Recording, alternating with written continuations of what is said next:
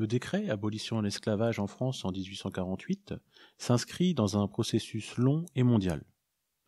L'esclavage a déjà été aboli une première fois en 1794, avant d'être rétabli en 1802. Et il est déjà aboli dans d'autres territoires, comme dans les colonies britanniques. Il est le fruit d'un long combat d'hommes et de femmes privés de liberté et de droits. Ils vont user de moyens variés pour arriver à ce même objectif, rompre avec le statut inhumain d'esclave. Les esclaves ont laissé peu de mémoire écrit.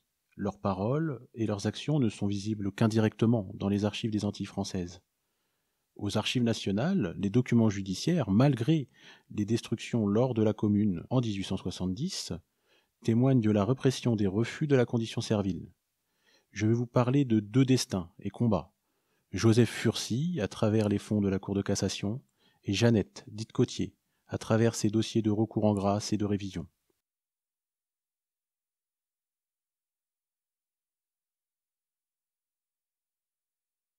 Les Archives nationales conservent un rapport de la main de Gilbert Boucher, procureur sur l'île de Bourbon, actuelle île de la Réunion, sur l'affaire dite Furcy. On y lit « Une femme de couleur nommée Constance, pauvre et mère de 6 enfants, se présenta au parquet de la cour afin de faire valoir gratuitement les droits de son frère retenu comme esclave. » Ce frère est Furcy. Il est le fils cadet de Madeleine, une esclave indienne, emmenée sur l'île de Bourbon par la famille Routier, avant un passage à la métropole à Lorient. Madeleine est affranchie le 6 juillet 1789 sans en être avertie. Elle ne l'apprend qu'en 1808 et souhaite obtenir en réparation la liberté de ses enfants. Cette requête lui est refusée. En 1817, après le décès de sa mère, Furcy, qui se considère comme libre, quitte la plantation. Son maître porte plainte et le fait arrêter et emprisonner, probablement pour marronnage, c'est-à-dire fuite d'esclaves. Furcy reçoit en vain le soutien de Gilbert Boucher, qui avait déjà défendu sa mère également. Sa sœur, Constance, est arrêtée pour avoir, dans les rues de Saint-Denis, excité les Noirs libres à la révolte. Il est forcé de retourner travailler jusqu'en 1829 pour la famille de son ancien maître. Donc sur l'île de France, actuelle île Maurice, dans des conditions terribles.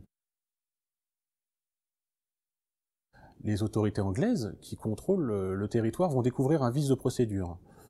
Et en effet, il n'a été déclaré ni à la douane, ni sur le rôle du navire à son arrivée. Donc il est donc automatiquement émancipé. Libre, Furcy saisit alors la juridiction suprême française, la Cour de cassation. Donc le dossier de la Cour de cassation a malheureusement été brûlé en 1870, on n'en conserve que l'arrêt publié. La Cour de cassation reconnaît que Madeleine avait acquis la liberté au moment où, en 1768, elle est débarquée à Lorient. Les enfants auxquels elle a donné naissance sont donc nés libres. Elle est donc, avant même son affranchissement en 1789, libre.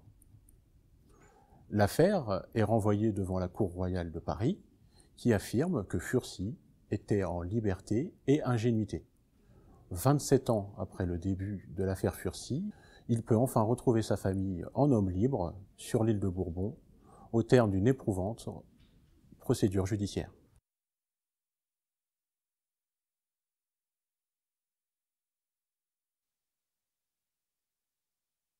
Sur ce tableau, qui recense les demandes de grâce aux Antilles pour l'année 1849, il y a une femme au destin particulier, Jeannette Cotier. Selon son dossier de grâce, elle serait cultivatrice ou garde-malade dans la commune de Moule en Guadeloupe. Elle aurait tenté de mettre le feu à une case habitée sur l'habitation Audouin en 1850. Ce n'est pas son premier incendie. Elle serait arrivée d'Afrique en Guadeloupe vers 1828. Elle s'appelait alors Yasser, mais on la renomme Jeannette. Le rapport du procureur la dépeint sous un jour déplorable, comme une femme de mauvaise vie, folle.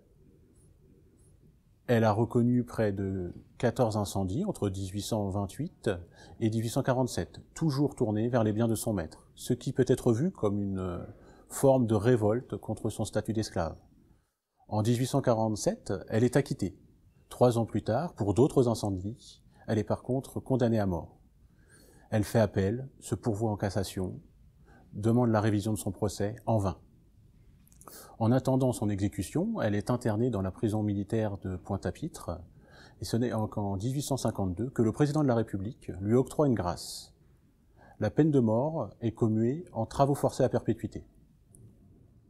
Jeannette, dite Côtier, est déportée au bagne de Guyane.